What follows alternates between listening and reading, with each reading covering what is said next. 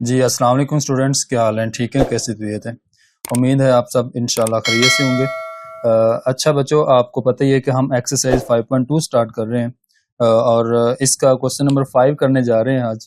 तो ये सारी की सारी एक्सरसाइज मोस्ट इम्पोर्टेंट है लॉन्ग क्वेश्चन के लिए, और यहाँ से लाजमी आपको पेपर में एक लॉन्ग क्वेश्चन आएगा। और मेरी आपसे एक छोटी सी रिक्वेस्ट ये है कि इस एक्सरसाइज को करने से पहले आप जो पिछली एक्सरसाइज है 5.1 एक्सरसाइज, उसका क्वेश्चन नंबर 3 और क्वेश्चन नंबर 4 उसकी वीडियो मैंने जो अपलोड की हुई है ना, उसको जरा एक दफा लाजमी आप सुन लें, ताकि आपकी ये एक्सरसाइज बहुत अच्छे तरीके से हो जाए। और उसके साथ साथ अगर आप 5.1 का क्वेश्चन नंबर 3 और 4 एक दफा कर लेते हैं, तो आपकी ये जो एक्सरसाइज 5.2 है, तो ये आपकी 80 से 90% सोल्व पहले ही हो चुकी होगी। तो बस ये आपने ज़रा थोड़ी सी हिम्मत करनी है, उसको ज़रा एक दफ़ा देख लें। चलें स्टार्ट कर रहे हैं। तो क्वेश्चन नंबर 5 है। सबसे पहले मैं क्वेश्चन नंबर 5 की स्टेटमेंट पढ़ देता हूँ। देखें, क्वेश्चन नंबर 5 आपके पास ये है कि maximize the function defined as f of x comma y is equal to 2x plus 3y subjects to the constraints 2x plus y less equal 10, x plus 2y less equal 14, x greater equal 0 and y greater equal 0। ये आपका complete एक question है, लेकिन एक चीज जरा note कर लें कि ये जो आपको दिया गया यहाँ पे 2x plus y less equal 10, ये आपका क्वेश्चन यहाँ पे थोड़ा गलत है। तो ये एक्चुअली आपके पास जो 10 है, इसकी जगह पे आप लिखेंगे 8, इसकी जगह पे आप 8 लिखेंगे। तो 10 नहीं है, ये 8 है। तो कुछ करेक्शंस हैं आपकी बुक में, नया सिलेबस है, तो ये कोई इतनी बड़ी बात नहीं है। बस मैं आपको साथ साथ करेक्शन करवाता जाता हूँ, तो आप इनको करते जाएं। बस कुछ मिस्टेक्स हैं वो आप सही कर लें, बाकी सारा क्वेश्चन ठीक है। अच्छा बच्चों, आप देखें, आपको जो गिवन है ये आपके पास है f of x comma y equal 2x plus 3y। तो बच्चों इसको ना आप सबसे पहले किसी भी नंबर के इक्वल इसको लेट कर लें। चले मैं इसको स्टार ले लेता हूँ, स्टारिक के इक्वल लेट कर लेता हूँ। अच्छा, अब आपको जो फर्स्ट इनइक्वालिटी दी गई है जिसको कॉन्स्टेंट्स बोलते हैं, तो बच्चों वो लिख लो, वो आप लिख लें 2x plus Y is less equal 8 लिखना है आपने। 10 गलत है। कुछ बुक्स हैं जहां पे 8 लिखा हुआ है, और ये पुरानी बुक्स हैं जो नई पब्लिश हुई थी, वहां पे 10 लिखा हुआ था, तो लिहाजा आप 8 कर लें। ठीक है। अच्छा बच्चों, अब मैं यहाँ पे लगा लेता हूँ एक लाइन। तो इस साइड पे मैं लिख लेता हूँ x plus 2y less equal 14। ये बच्चों मैंने दोनों इनइक्वालिटीज लिख ली, और इसको मैं नाम दे देता हूँ 1 का, और बच्चों इसको मैं दे देता हूँ नाम 2 का। ये मैंने 1 और 2 का नाम दे दिया। इसी तरह सेम क्वेश्चन सारे के सारे सेम पैटर्न पे सेम तरीकाकार से सोल्व होंगे, और ये मेथड जो मैंने आपको बताया है, और जो जिस मेथड से मैं क्वेश्चन सोल्व करवा रहा हूँ, ये मेथड मोस्ट इंपॉर्टेंट है और बहुत आसान है, यूनिक मेथड है। इसको आप एक दफा गौर से कर लें तो सारे क्वेश्चन आपके हो जाएंगे। अच्छा बच्चों, सबसे पहली बात, आपने जब इन क्वेश्चन को सॉल्व करना है तो सबसे पहले आपने यहाँ पे लिखना है the associated equation, the associated equation. बच्चों आप इसको एसोसिएटेड इक्वेशन का नाम दे लो, या आप इसको कोरस्पोंडिंग इक्वेशन का नाम दे लो, बात एक ही है। तो कुछ भी नहीं है। जब आप इसकी एसोसिएटेड इक्वेशन लिखोगे तो आप लिखोगे 2x प्लस वाई। बच्चों इनइक्वालिटी को खत्म करके सिर्फ आपने इक्वल लगाना है। तो इस साइड पे भी आप लिख लो द एसोसिएटेड इक्वेशन इज, आप यहां लिख लो द एसोसिएटेड इक्वेशन इज। अच्छा, एसोसिएटेड इक्वेशन इसकी बन जाएगी x plus 2y is equal 14। बच्चों आपने क्या करना है, इक्वल लगा देना है, और लिख देना है इसको 14 की इक्वल, इनइक्वालिटी खत्म कर देनी। इसको बच्चों आप इक्वेशन नंबर 3 का नाम दे लो, और इसको आप इक्वेशन नंबर 4 का नाम दे लो। तो यहां तक आपने सबसे पहले एसोसिएटेड इक्वेशन लिख ली दोनों की, वो आपने इक्वेशन 3 और 4 का नाम दे दिया। अच्छा जी, नेक्स्ट आपने क्या करना है बच्चों, यहाँ पे अगला पॉइंट देना है। नेक्स्ट हेडिंग है वो ये है, आपने लिखनी है फॉर 2 पॉइंट्स। आप लिखेंगे फॉर 2 पॉइंट्स, ये लीजिए आपने फॉर 2 पॉइंट्स की हेडिंग दे ली यहाँ पे। तो इसी तरह से सेम इस साइड पे आप हेडिंग देंगे फॉर 2 पॉइंट्स। जब आप इसको भी फॉर 2 पॉइंट्स का नाम देंगे तो इस तरह से लिखेंगे फॉर 2 पॉइंट्स अच्छा जी, अब जब आपने 2 पॉइंट्स का नाम देना है ना, तो आपने क्या करना है, दोनों साइड पे दोबारा से आपने एक छोटी सी लाइन लगा लेनी है, इधर भी लगा लें और इधर भी लगा लें। अच्छा बच्चों, ये जो आपने दो लाइनें लगाई है, इसका मतलब ये है कि इस साइड पे आप बच्चों x की वैल्यू इक्वल टू 0 लेंगे, आप लिखेंगे पुट x इक्वल टू 0, और बच्चों इस साइड पे आप लिखोगे पुट y इक्वल टू 0। आपने दोनों साइड पे x की वैल्यू और y की वैल्यू 0 लेनी है अपने पास से। अच्छा जी, अब ये x की वैल्यू और y की वैल्यू जो आपने 0 ली है ना, ये आपने इक्वेशन नंबर 3 और 4 में आपने पुट करनी है बारी बारी। तो जो एसोसिएटेड इक्वेशन होगी उसमें पुट करनी है। अच्छा जी, जो एसोसिएटेड इक्वेशन है वहां पे x की वैल्यू 0 पुट करेंगे, तो ये आप लिखोगे 2 बच्चों x की जगह पे 0, और y आपका वैसे ही रहेगा, और इक्वल 8 आपका वैसे ही रहेगा। तो 2 को 0 से मल्टीप्लाई किया तो 0, 0 प्लस वाई इक्वल टू 8 हो जाएगा। तो 0 और 0 में y को प्लस करेंगे तो y आ जाएगा, और इधर आपके पास 8 वैसे ही रहेगा। अच्छा बच्चों, आपको पता है कि यहाँ पे हम एक ऑर्डर पेयर मुकम्मल करते हैं। तो ऑर्डर पेयर का मतलब ये है कि हमें पहले x की वैल्यू लिखनी है जो कि 0 है, और बाद में y की वैल्यू लिखनी है जो कि हमने y की वैल्यू 8 फाइंड कर ली है। ठीक है, तो इसी तरह से हम दूसरी साइड पे y की वैल्यू 0 लेंगे इक्वेशन नंबर 3 में, जो एसोसिएटेड इक्वेशन है उसमें। तो ये आएगा 2x प्लस 0 इज इक्वल आपके पास 8 वैसे ही रहेगा, और ये आएगा बच्चों 2x प्लस 0, तो 2x आ जाएगा, 0 खत्म हो जाएगा। और जब हम x की वैल्यू फाइंड आउट करेंगे तो x के साथ 2 लिखा हुआ है, तो वो इधर आके हो जाएगा डिवाइड। तो बच्चों 2 1 जा और 2 4 जा, तो आप इसको जब कट करोगे तो ये 4 आएगा आपके पास। अच्छा जी, यहाँ पे आपके पास एक ऑर्डर पेयर आएगा, पहले x की वैल्यू लिखेंगे जो कि आपके पास 4 है, y की वैल्यू आपके पास 0 है।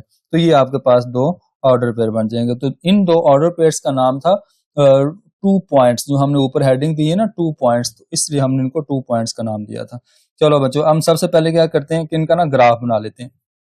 पहले मेरे पास जो दो ऑर्डर पेयर्स आए हैं उनका ग्राफ बनाते हैं। तो मैं यहाँ पे एक न्यू हेडिंग देता हूँ जो कि आपके पास होगी ग्राफ की।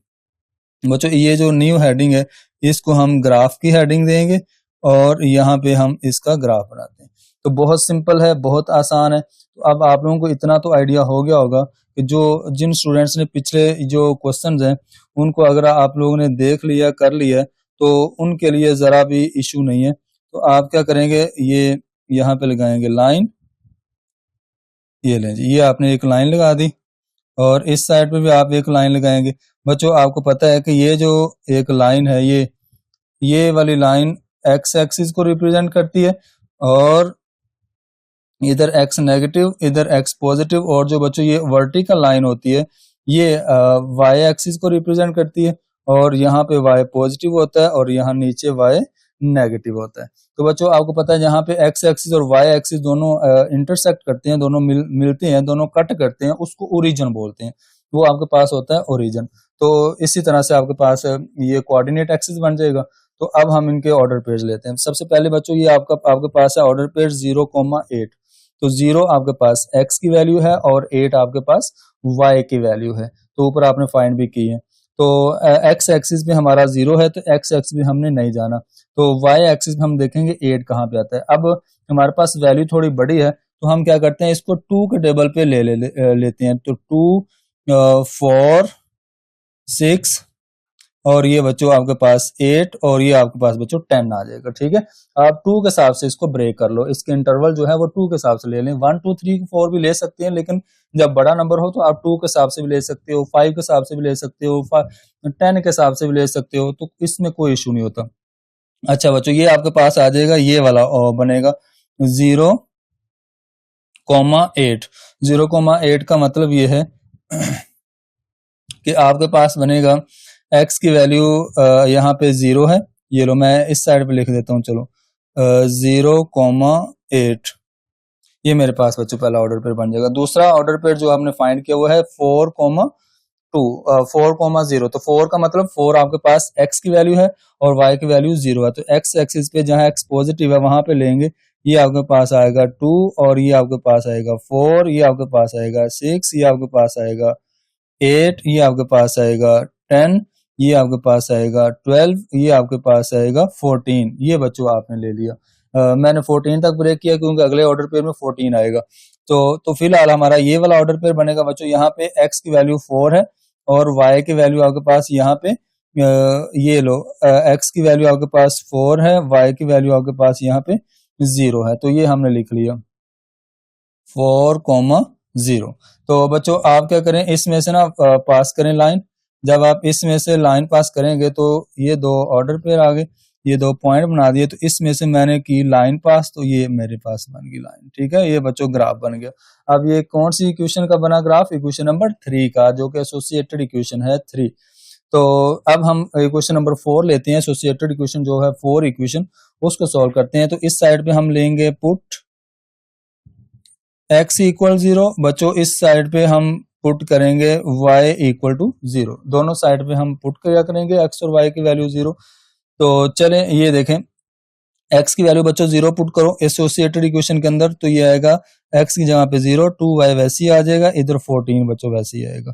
तो 2y इक्वल 14 वैसे ही आया, तो y बच्चों इधर आ जाएगा, 2 इधर आके होगा डिवाइड, तो इसकी कटिंग कर दो, 2 1 जा 2 7 जा, तो y की वैल्यू बच्चों आपके पास आ गई 7। तो ऑर्डर पेयर क्या बनेगा? ऑर्डर पेयर हमारा बनेगा, पहले x की वैल्यू लिखते हैं, वो है 0, और दूसरी वैल्यू y की होती है जो कि आपके पास 7 है, तो ये आपका एक ऑर्डर पेयर बन जाएगा। तो इसी तरह से हम दूसरी साइड पे जब y की वैल्यू 0 लेंगे तो ये आपके पास x वैसे ही रहेगा, और हम y की जगह पे लेंगे 0, तो ये हम इस तरह से y की जगह पे पुट करेंगे 0। बच्चों x प्लस 0 को 2 से मल्टीप्लाई किया, ये आपके पास 0 आ जाएगा, इक्वल आपके पास 14 आ जाएगा वैसे का वैसे ही। x प्लस 0 का मतलब x होता है, और ये आपके पास आ जाएगा 14। अच्छा बच्चों, अब आप ऑर्डर पेयर लिखोगे, ऑर्डर पेयर के अंदर पहली x की वैल्यू होती है जो कि 14 है, दूसरी वैल्यू y की होती है जो कि हमारे पास 0 है। तो बच्चों ये दो ऑर्डर पेयर जो आ गए, इनका हम अब ग्राफ बनाते हैं। तो ये आपके पास है 0,7, दोबारा से वही काम, 0,7 का मतलब x की वैल्यू 0 है, y की वैल्यू 7 है। तो x की वैल्यू 0 है और y की वैल्यू 7 है, तो y की तरफ हम मूव करेंगे, तो बच्चों ये 6 है और ये 8 है, तो इनका दरमियान आपके पास होगा 7, तो इनके दरमियान होगा 7। तो हम यहाँ पे एक ऑर्डर पेयर ले लेते हैं जो कि होगा 0,7 का। अच्छा जी, ये हमारे पास एक ऑर्डर पेयर आ जाएगा, ये वाला 6 और 8 का दरमियान जो है उसका मिड पॉइंट जो है वो आपके पास होगा 7, तो 0,7 आ गया। दूसरा ऑर्डर पेयर बच्चों वो है 14,0। 14,0 का मतलब आपके पास x की वैल्यू 14 है और y की वैल्यू आपके पास 0 है, तो ये x की वैल्यू 14 है और y की वैल्यू यहाँ पे 0 है। तो बच्चों ये हम लिख लेंगे 14,0। तो इन दोनों पॉइंट्स में से हम लाइन पास कर देते हैं। ये लो जी, हम लाइन पास करेंगे, ये हमारी लाइन पास होगी। तो हमने इस तरह से ये दो पॉइंट्स को मिला दिया आपस में, तो ये आपके पास एक बन जाएगा ग्राफ। जब आप बच्चों दोनों इक्वेशन नंबर 3 और इक्वेशन नंबर 4 को यहाँ पे सिलेक्ट कर लेंगे, यहाँ पे उनको मार्क कर लेंगे, तो आपके पास इस तरह से ग्राफ बनेगा जो मैंने आपके सामने बना दिया। अच्छा जी, अब बच्चों हम आते हैं ऊपर क्वेश्चन में, जो कि आपको एक स्टेटमेंट दी गई है। पहले मैं इनके ऊपर अगर इक्वेशंस लिख दूं तो आपको ज्यादा फायदा हो जाएगा कि ये वाली जो बच्चों मेरे पास लाइन है वो आई है 2x प्लस 2y इक्वल 14, जिसको जो कि हमारे पास इक्वेशन नंबर 4 है। बच्चों ये जो दूसरी लाइन है जो ग्राफ में हमारे पास बना है वो आपके पास एक्चुअली आई है 2x plus Y equal to 8। ये आपके पास दो इक्वेशन है, इक्वेशन नंबर 3 और 4, जिनको मिलाने से आपने ग्राफ बनाया, तो ये आपके पास दोनों लाइंस लगी यहाँ पे। अच्छा जी, अब बच्चों इसके बाद बस हमारे दो काम रह गए। एक हमारा काम है इसको शेड करना और दूसरा काम है हमने एंड पे देखना है कि मैक्सिमाइज हमारा पॉइंट कौन सा बनता है। चलें जी, अब आप देखें ऊपर क्वेश्चन में आएंगे जरा 1 मिनट के लिए। अब बच्चों ये जो आपको बात बताई कि है ना, ये वाली क्वेश्चन के अंदर x ग्रेटर इक्वल 0 और y greater equal 0, x greater equal 0 और y ग्रेटर इक्वल 0 का मतलब क्या है कि अगर मैं आपको ये चीज 1 मिनट के लिए बताऊं तो आपने जरा इसको अच्छे से फोकस करना है। तो ये देखें आपके पास बच्चों आ गया, ये आपके पास लिखा है x ग्रेटर इक्वल 0 और y ग्रेटर इक्वल 0। बच्चों इसका मतलब ये होता है कि इसका मतलब ये है कि x एक्सिस पे 0 से बड़ी वैल्यू, तो 0 से बड़े नंबर जो x एक्सिस पे वो कौन से हैं। तो बच्चों अगर मैं आपको 1 मिनट के लिए बताऊं तो वो आपके पास ये वाले बनते हैं, ये सारे नंबर वो बनते हैं जो x एक्सिस पे 0 से बड़े हैं, क्योंकि आपको पता है कि ये 0 है। ये यहाँ पे x और y वैल्यू दोनों जीरो होती हैं, ठीक है, x की वैल्यू भी y की वैल्यू भी जीरो होती है, जो कि ओरिजिन होता है। तो ये वाली सारी वैल्यू जो है ना, ये आपके पास x ग्रेटर इक्वल जीरो का मतलब ये है। तो क्योंकि x से बड़े, जीरो से बड़े नंबर x एक्सिस को, तो ये बनते हैं। तो हमें बच्चों अब यहाँ पे ना बाउंड्री बताई गई है कि आपकी ये जो बाउंड्री है ना, वो आपकी यहाँ तक है, तो हम यहाँ तक रहेंगे, ये आपकी बाउंड्री है, यहाँ तक हम रहेंगे, इससे आगे नहीं जा सकते, क्योंकि यहाँ पे आगे इक्वेशन ऑफ लाइन, इक्वेशन की एक लाइन लगी है, इससे आगे नहीं जा सकते। तो बच्चों जो दूसरा रिजल्ट है y ग्रेटर इक्वल जीरो, तो उसका मतलब ये है कि y एक्सिस पे जीरो से बड़े नंबर, y एक्सिस पे जीरो से बड़े नंबर अगर देखा जाए तो आपके पास ये वाले बनते हैं, ये सारे, ये आपको पता है ये जीरो है, तो जीरो से बड़े नंबर, पॉजिटिव नंबर जो होते हैं जीरो से बड़े, तो वो ऊपर जाते हैं, जो वर्टिकल लाइन है सीधे नंबर लिखे हुए हैं जो, तो इस तरह। तो बच्चों इसको भी हम बाउंड कर देंगे, क्योंकि बाउंड्री लगी यहाँ तक, हम यहाँ तक रहेंगे, इससे ज्यादा हम इसको शेयर नहीं कर सकते, ठीक है, मतलब इससे ऊपर हम नहीं जा सकते। वैसे तो सारी वैल्यू बनती है, लेकिन हमारी बाउंड्री है यहाँ तक, तो हम यहाँ तक रहेंगे। तो फिलहाल हमने x ग्रेटर इक्वल और y ग्रेटर इक्वल जीरो का मतलब समझ लिया। हमने ये वाला हमारी जो लिमिट है हमें बाउंड कर दिया गया, रिस्ट्रिक्ट कर दिया गया, वो यहाँ तक रहेंगे। तथा अब आपने इसको शेड करना है, तो शेड करने के लिए आपने इसका बच्चों टेस्ट पॉइंट लेना है। तो यहाँ पे आप नेक्स्ट जो लिखोगे वो लिखोगे टेस्ट पॉइंट। अब बच्चों टेस्ट पॉइंट क्या है? तो टेस्ट पॉइंट बहुत आसान काम है। टेस्ट पॉइंट का मतलब ये है कि आपने क्या करना है कि जो इक्वेशन नंबर 1 और 2 है ना आपके पास ऊपर, जो इक्वेशन नंबर 1 और 2 है, ये वाली इक्वेशन 1 और 2 बच्चों, ये वाली, ये इक्वेशन 1 और 2 है आपके पास, ठीक है। तो इसके अंदर आपने x और y की वैल्यू दोबारा से जीरो पुट करनी है। तो हम लिखते हैं यहाँ पे put x is equal zero, आप लिखो put x equal zero and y equal zero in equation number 1 and 2। बच्चों आपने इक्वेशन नंबर 1 और 2 में क्या करना है, x और y की वैल्यू पुट करनी है जीरो के। तो मैं इक्वेशन मतलब कि ये लिख लेता हूं, जो इक्वेशन नंबर 1 और 2 है, मैं यहां लिखता हूं 2x plus y is less equal 8। ये मेरे पास बच्चों इक्वेशन नंबर 1 है। तो इस साइड में मैं लिख लेता हूं x plus 2y is less equal 14। ये मैंने इक्वेशन नंबर 2 लिख ली। अच्छा जी, मैंने क्या करना है, दोनों में x और y की वैल्यू जीरो पुट करनी है। तो ये लो बच्चों, ये मेरे पास आ गया जीरो, ये भी आ गया जीरो, लेस इक्वल 8, ये आपके पास आ गया जीरो, लेस इक्वल 8। तो जीरो को 2 से मल्टीप्लाई किया तो जीरो और प्लस जीरो, बच्चों जीरो प्लस जीरो जीरो होता है, तो ये आपके पास 8 आ गया वैसे।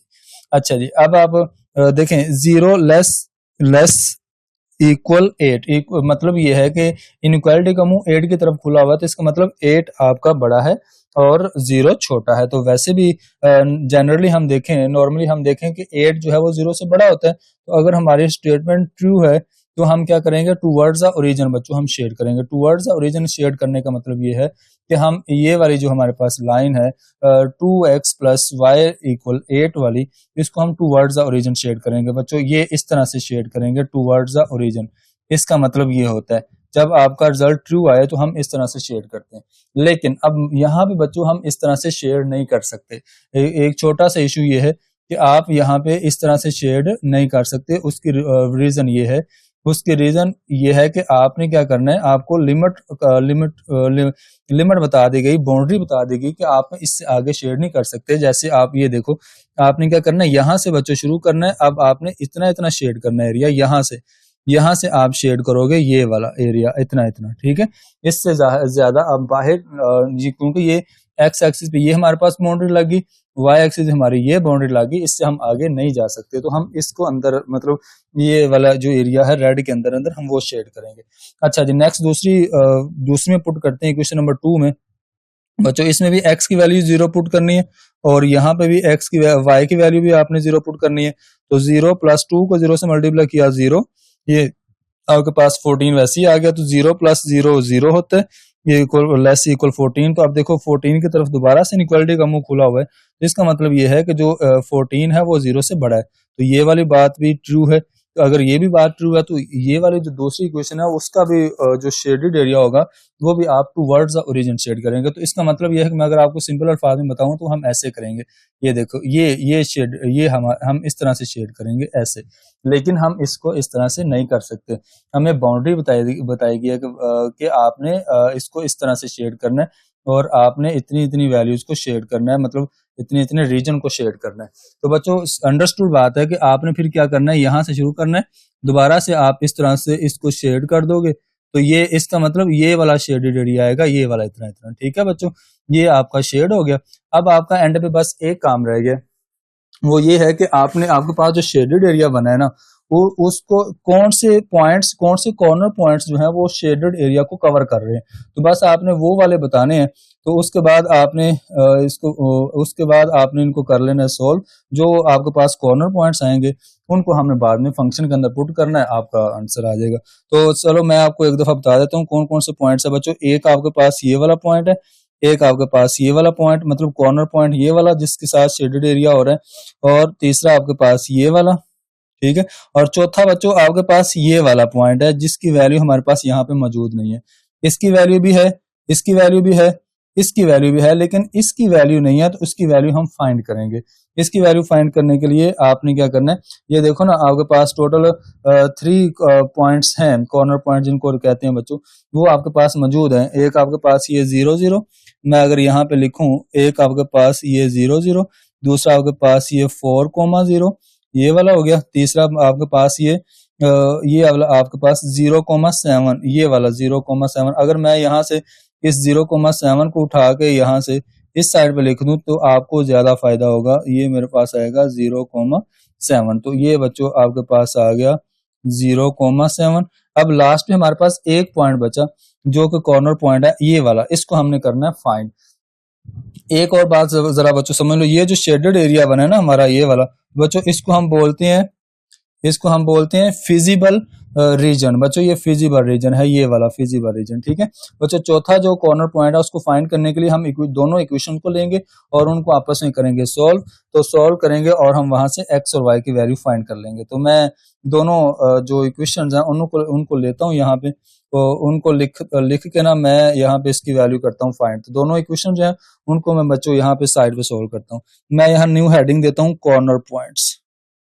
बस हमारा ऑलमोस्ट क्वेश्चन हो गया कंप्लीट, बस हमने कॉर्नर पॉइंट फाइंड करना है। ये आपके पास आ गया कॉर्नर पॉइंट। अच्छा बच्चों, कॉर्नर पॉइंट जो है वो उसको फाइंड करने के लिए आपने दोनों इक्वेशन लिखनी है, इक्वेशन 1 और इक्वेशन 3 और 4। तो मैं यहाँ लिखता हूँ इक्वेशन नंबर 3 जो है वो है x + 2y = 8। सॉरी, ये आपके पास है इक्वल 14, और दूसरी है 2x + y = 8। ये रही बच्चों मेरे पास ये दोनों इक्वेशन आ गए। अब जरा गौर करें, मैं अगर यहाँ पे दोनों इक्वेशन को सोल्व करता हूँ और यहाँ से x की वैल्यू फाइंड करना चाहता हूँ और y की वैल्यू फाइंड करना चाहता हूँ, तो क्या करूंगा, सिंपल सा तरीका है। मेरे पास ये वाली इक्वेशन नंबर 3 है और ये वाली मेरे पास इक्वेशन नंबर 4 है।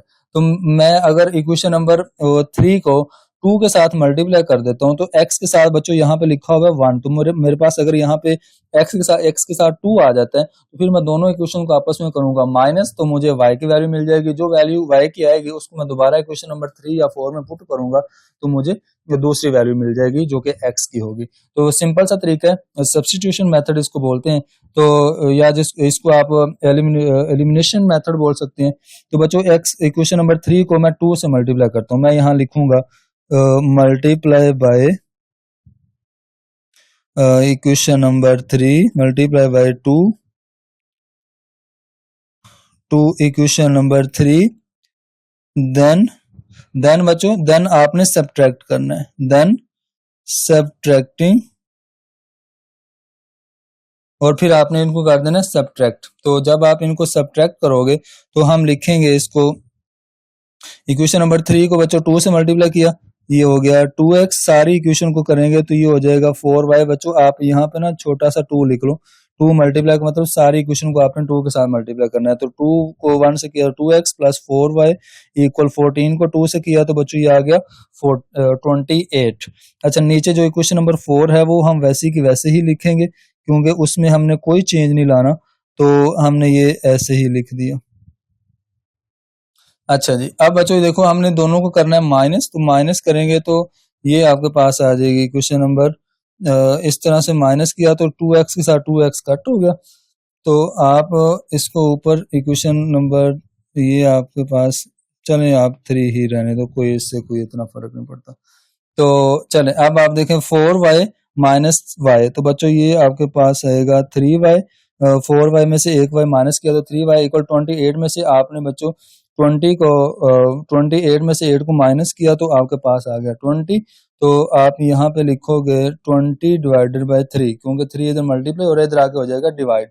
तो बच्चों आपने क्या किया, यहाँ पे आपने y इक्वल 20/3 लिखा, ये y की वैल्यू आ गई। डेसिमल पॉइंट में लिखना चाहते हो तो लिख लो, लेकिन जरूरत नहीं है। तो इसी वैल्यू को आप बच्चों पुट कर दो, पुट करें, पुट इन इक्वेशन नंबर 3 में पुट करो या 4 में पुट करो, आपकी मर्जी है। चले मैं इसको ना 3 में दोबारा पुट करता हूँ।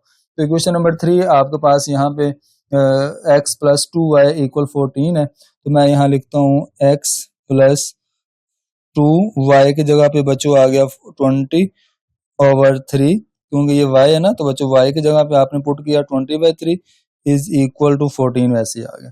अच्छा ये आपने पुट कर दिया, अब आपने क्या करना है, इसको सॉल्व करना है, तो ये आपके पास आएगा प्लस 20 को 2 से मल्टीप्लाई किया तो ये आपके पास आ गया 40/3, वैसे ही इधर आएगा 14 आपके पास वैसे ही आ जाएगा। अच्छा बच्चों इस 20/3 को इस साइड पे ले जाओ और इसको कर दो माइनस, तो जब आपने किया माइनस तो ये आ गया 40/3। तो अब आप यहाँ पे इसका आपको पता डिनोमिनेटर 1 है, तो जब डिनोमिनेटर 1 है तो 3 को 1 से मल्टीप्लाई किया तो बच्चों आपके पास आ गया 3। अब आप इन तीनों को कर दो आपस में मतलब क्रॉस मल्टीप्लाई कर दो। जब आप इसको क्रॉस मल्टीप्लाई करोगे तो आपके पास वैल्यू आ जाएगी 14 को 3 से मल्टीप्लाई किया तो ये बच्चों आपके पास आएगा 42। तो ये यहाँ पे आप इसको लिखोगे 42 माइनस 40 आपका वैसे ही आ जाएगा, क्योंकि 1 को 40 से मल्टीप्लाई किया तो 40 होता है। तो आपके पास फाइनल x की वैल्यू आ जाएगी 42 में से 40 माइनस किए तो ये आएगा 2/3। तो ये बच्चों आपके पास आएगी x की वैल्यू। तो जो एक नया ऑर्डर पेयर आपके पास आएगा वो आपके पास आएगा, मैं यहाँ नीचे लिख देता हूँ बच्चों, वो x की वैल्यू आपके पास 2/3 है और y की वैल्यू 20/3 है। तो ये आपके पास एक नया ऑर्डर पेयर आएगा जो कि हम यहाँ पे लिखेंगे। तो तीसरे नंबर पे जो आपका एक ऑर्डर पेयर आया वो आपके पास है 2/3 और 20/3। ये आपके पास आ गया एक ऑर्डर पेयर जो हमने फाइंड किया है, जिसको हमने कॉर्नर, ये चारों कॉर्नर पॉइंट्स है, ये वो वाले कॉर्नर पॉइंट्स है बच्चों जिसको जिन कॉर्नर पॉइंट्स ने ये शेडेड एरिया जो है वो कवर किया हुआ है। अब लास्ट में हमारा फाइनल आंसर आएगा, तो उसको फाइनल आंसर देखने से पहले आपने एक काम करना है, वो ये है कि जो शुरू में क्वेश्चन के अंदर आपको एक फंक्शन दिया गया है वो फंक्शन आप दोबारा लिख लें। फंक्शन आपके पास कुछ इस तरह से है, F of X comma Y is equal 2x plus 3y, ये आपके पास एक फंक्शन दिया गया था। अब बच्चों आपने क्या करना है, इन चारों ऑर्डर पेयर्स को बारी बारी आपने यहाँ पे रखना है, पुट करना है, जहां जहां जहां x की वैल्यू पुट करेंगे। चलिए मैं सबसे पहले 0,0 लेता हूँ। तो 0,0 का मतलब ये है कि आपने इस फंक्शन के अंदर x की जगह पे पहले 0 रखा, फिर y की जगह पे 0 रखा, मतलब x और y 0 0 है तो आपने पुट कर दिया। तो x की वैल्यू बच्चों 0 है और आपके पास y की वैल्यू भी 0 है, बाकी सब कुछ वैसे ही रहेगा। तो 2 को 0 से मल्टीप्लाई किया 0 और बच्चों 3 को 0 से मल्टीप्लाई किया 0, तो 0 प्लस 0 आपके पास आ गया 0। अब बच्चों मैं दूसरा ऑर्डर पेयर लेता हूँ, वो है 4,0। अब 4,0 का मतलब हम जो फंक्शन लेंगे उसमें जो x, y है उसमें हम 4,0 रिप्लेस करेंगे। इसमें x की वैल्यू आपके पास 4 है और y की वैल्यू आपके पास 0 है। तो x जहां पे x होगा उसकी जगह पे हम लिखेंगे 4 और जहां पे बच्चों y होगा उसकी जगह पे हम लिखेंगे 0। तो 2 को बच्चों 4 से मल्टीप्लाई करो, ये होगा 8 और 3 को 0 से मल्टीप्लाई किया तो 0, तो 0 प्लस 8 क्या होता है, आपके पास 8 होता है। तो ये आपके पास आ गया, ये वाला ऑर्डर पेयर कंप्लीट हो गया। अब नेक्स्ट हम लेते हैं वो है 0,7। तो 0,7 सेम हम वैसे ही पुट करेंगे बच्चों। अब 0,7 लिखेंगे, x, y आपके पास एक्स कोमा वाई की जगह पे 0,7 आ गया, तो एक्स की वैल्यू अब 0 है और वाई की वैल्यू आपके पास 7 है। जहां एक्स होगा हम बच्चों 0 पुट करेंगे, जहां पे आपके पास 7 और वाई होगा, वाई की जगह पे हम पुट करेंगे 7 पुट करेंगे। तो 0 को 2 से मल्टीप्लाई किया 0 और 3 को 7 से मल्टीप्लाई किया तो ये होता है 21। तो 0 प्लस 21 ये बच्चों 21 आ गया। अब नेक्स्ट हम लास्ट पे एक ऑर्डर पे लेते हैं, वो ये है आपके पास कि जो आपने x की वैल्यू फाइंड की ना, यहाँ पे एक है 2/3 और एक है 20/3 ये वाले। अब इसमें बच्चों x की वैल्यू आपके पास है 2/3 और y की वैल्यू है 20/3। तो बस हमारा फाइनल आंसर आ गया। बस हम ये लास्ट में हमारी एक कैलकुलेशन है सिर्फ, वो हम सॉल्व कर लें, बाकी हमारा सारे का सारा क्वेश्चन हो गया है सॉल्व। तो ये लो बच्चों, x की वैल्यू हम पुट करेंगे ये 2 और x की जगह पे पुट करेंगे 2/3 प्लस y की जगह पे बच्चों हम पुट करेंगे 20/3। बाकी सारा कुछ आपके पास वैसे का वैसे ही आएगा। तो हम लिखेंगे यहाँ पे 20/3। अच्छा जी, अब हम इसको करते हैं सोल्व। तो बच्चों 2 को 2 से मल्टीप्लाई करो, ये होगा 4, तो ये हो जाएगा 4/3। बच्चों ये 3 के साथ 3 कट कर दो तो यहाँ आ जाएगा 20। तो ये बच्चों 20 के नीचे 1 है, हर नंबर का डिनोमिनेटर 1 होता है। तो 3 को 1 से मल्टीप्लाई किया, ये आ गया 3। तो अब आप इसको करोगे, एक्चुअली एलसीएम किया तो क्रॉस मल्टीप्लाई करोगे, 4 को 1 से मल्टीप्लाई किया 4, 20 को 3 से मल्टीप्लाई करोगे तो ये बच्चों आपके पास आ जाएगा 60। ठीक है, तो ये आपके पास आ गया 60। तो अब आप इन दोनों को करेंगे प्लस, तो बच्चों 60 प्लस 4 क्या होता है 64/3। तो बच्चों 64/3 को अगर हम डेसिमल पॉइंट में कन्वर्ट करें तो ये आपके पास बनता है 21.66 बनता है।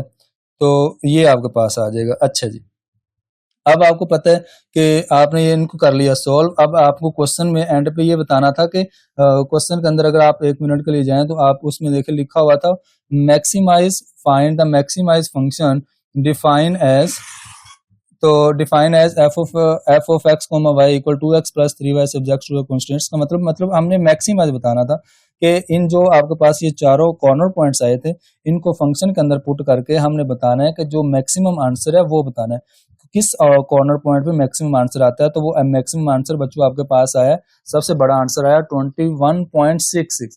तो इसका मतलब ये है कि आपने इसका फाइनल आंसर लिखना है, वो कुछ इस तरह से लिखना है कि so the maximum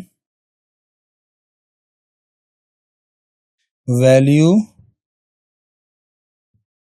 of function, the maximum value of function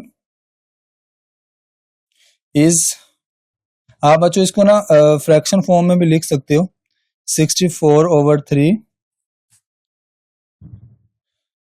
at the corner point,